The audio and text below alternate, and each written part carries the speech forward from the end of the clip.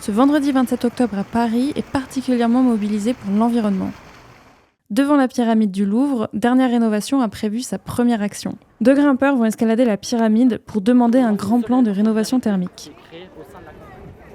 Tandis que nos collègues journalistes sont coincés devant une petite brigade de policiers, l'équipe de Umeco est sur place.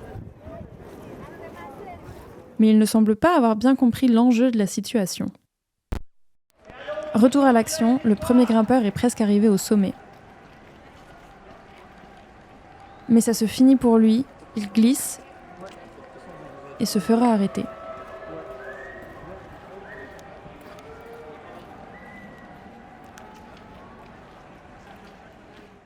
Mais de l'autre côté de la pyramide,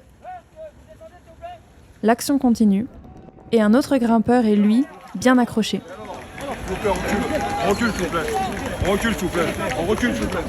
C'est une action qui a été créée dans le cadre de la campagne de résistance civile Dernière Rénovation. C'est une campagne qui exige la rénovation thermique de l'ensemble des bâtiments du parc immobilier français d'ici 2040. Et aujourd'hui, l'action, ça a été des citoyens qui ont été courageux, qui se sont engagés en résistance civile, qui ont grimpé, qui ont jeté de la peinture. Le Louvre, c'est un lieu de passage et qu'on a besoin de faire parler de Dernière Rénovation et de la résistance civile au sens large. On veut montrer qu'on a du pouvoir citoyen et on veut parler à toutes les personnes qui ne savent plus comment faire et qui voient que ça n'avance pas. On a besoin de personnes courageuses comme elles l'ont été et aujourd'hui elles sont prêtes à avoir des peines qui peuvent être parfois lourdes parce qu'elles ont conscientisé le fait qu'il fallait entrer en résistance civile. Ils vont sûrement être emmenés au commissariat, ils vont être interrogés et on va s'organiser pour les attendre à leur sortie, pour leur donner à manger, les réconforter, leur faire des câlins et on a besoin justement de cette solidarité. C'est pour ça qu'on tient et c'est pour ça qu'on est de plus en plus nombreux et c'est pour ça qu'on ne s'arrêtera pas.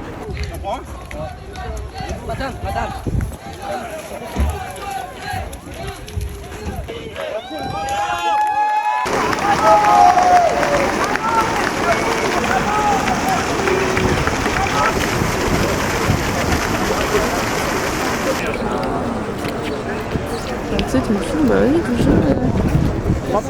À quelques mètres de là, devant le Conseil d'État, est organisé un rassemblement par les soulèvements de la Terre qui demande la non-dissolution du collectif. Le gouvernement est atteint de dissolutionnisme aigu. À lui seul, Macron aura dissous plus d'organisations et de collectifs que tous les gouvernements français cumulés.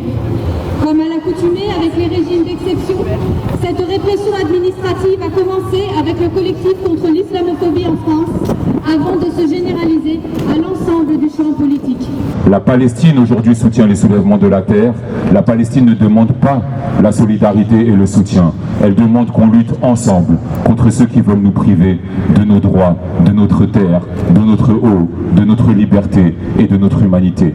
Si une telle conception de la provocation justifie la dissolution d'un collectif, d'une association ou d'un syndicat, qu'est-ce qui empêchera demain, sur cette base, de dissoudre un syndicat de salariés parce que ces adhérents brûlent des palettes devant un piquet de grève ou vident le bureau de leur patron pour protester contre des licenciements?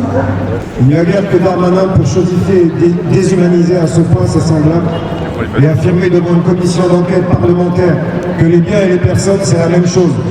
Enfin, notre dissolution constituerait une fuite en avant dans la surveillance massive.